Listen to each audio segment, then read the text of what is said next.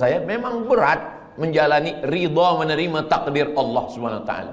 Seorang pemuda datang, saya dah doakan lama supaya berjodoh menikah dengan dia dalam tahajud saya, ya Allah. Tiba-tiba saja datang jemputan, barakallahu lakuma wa baraka alaikuma wa jama'a bainakuma fi khair.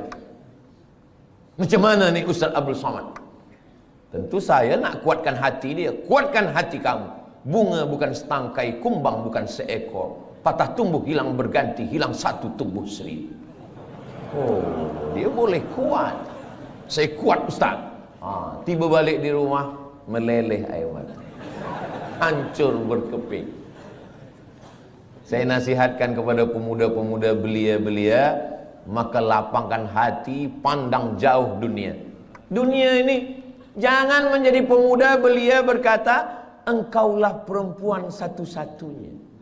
Itu bohong, dusta. Begitu banyak perempuan. Saya saja, saya yang sudah tua macam ini, yang umur sudah 48 tahun, lahir 18 hari bulan Mei 1977, udah tua, kurus, hitam. Cubalah tengok di komen-komen Instagram, di YouTube tuh, masih ada orang tulis, Ustaz Abdul Somad, jadikan saya yang kedua ya. Saya nak bagi tahu supaya dunia ini bukan sempit betul. Dunia ini sebenarnya lapang. Lalu yang membuat dunia ini sempit siapa? Kita sendirilah yang membuat dunia ini sempit. Dunia ini adalah apa yang ada dalam fikiran kita. Makanya Nabi Musa dengan Nabi Muhammad SAW itu beza.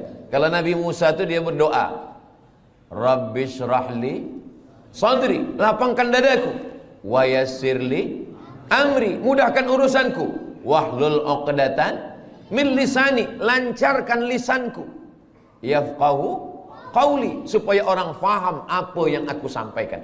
Tapi Sayyidina Muhammad sallallahu alaihi wasallam, dia belum berdoa Allah dah bagi. Apa kata Allah? Alam nasrah laka sadrak, sudah aku lapangkan dadamu. Maka saya dua-dua ini saya pakai, Rabbi syrah li sadri wa yassir li amri wahlul 'uqdatam min lisani yafqahu qawli. Tapi yang untuk Nabi Muhammad pun saya baca juga, alam nashrah laka sadrak wa wada'na anka wizrak alladhi anqadha dhahrak wa rafa'na laka dhikrak. Dua kali Allah ulang, fa inna ma'al usri yusra.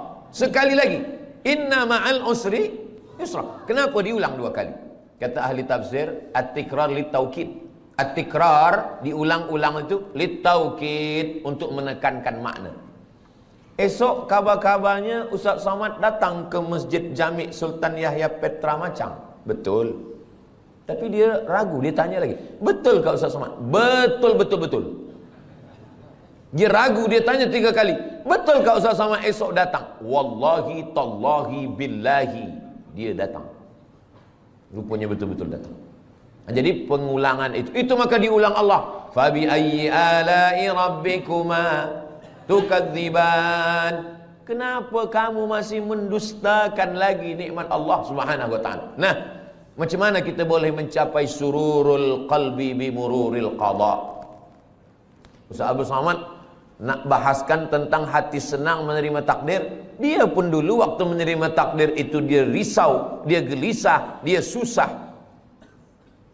Kita semasa senang banyak kawan, semasa gelak banyak sahabat. Tapi bila kita susah, kita sedang dipertemukan dengan teman sejati.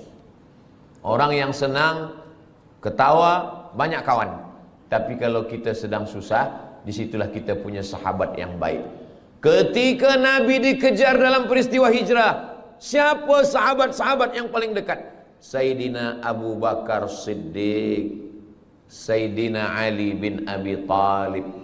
Maka kalau kita ingin ridha kepada takdir Allah, jangan bersendirian. Man syadza finnar, siapa yang sendiri-sendiri masuk neraka.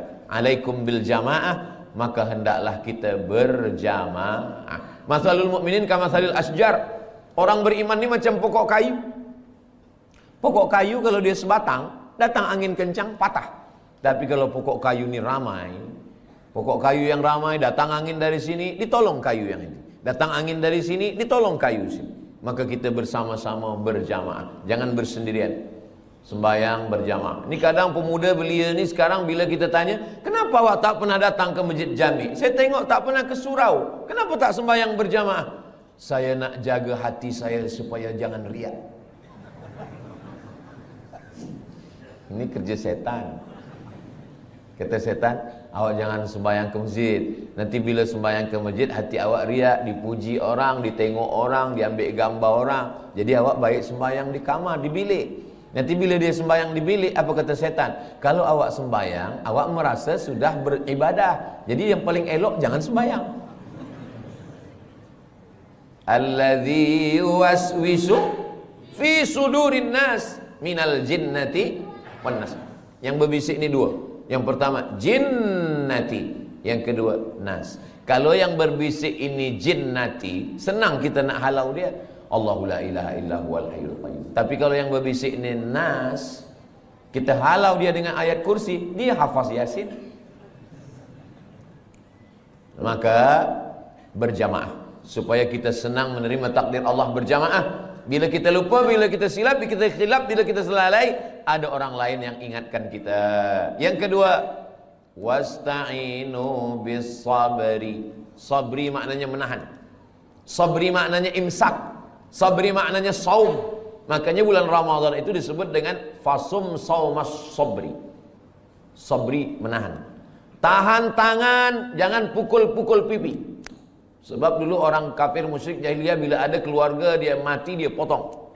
Rupanya sekarang ni saya tengok ada video, ada satu suku di Afrika ke di mana, bila ada keluarga yang mati, kita mesti sedih seperti mati. Maka bila ada keluarga yang mati, jari ni mesti dipotong. Iya kalau yang mati satu, kalau 10? Dalam Islam kita diajarkan untuk menahan.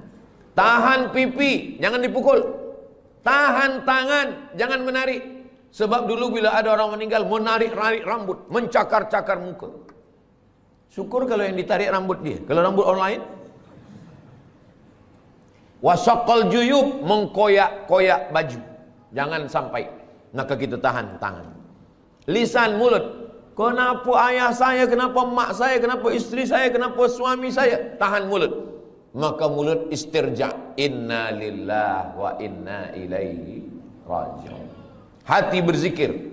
La ilaha illallah subhanallah walhamdulillah wa la ilaha illallah wallahu akbar. Lalu kemudian bisabri, menahan. Tapi ada yang tak boleh ditahan. Air mata tak boleh ditahan. Air mata meleleh.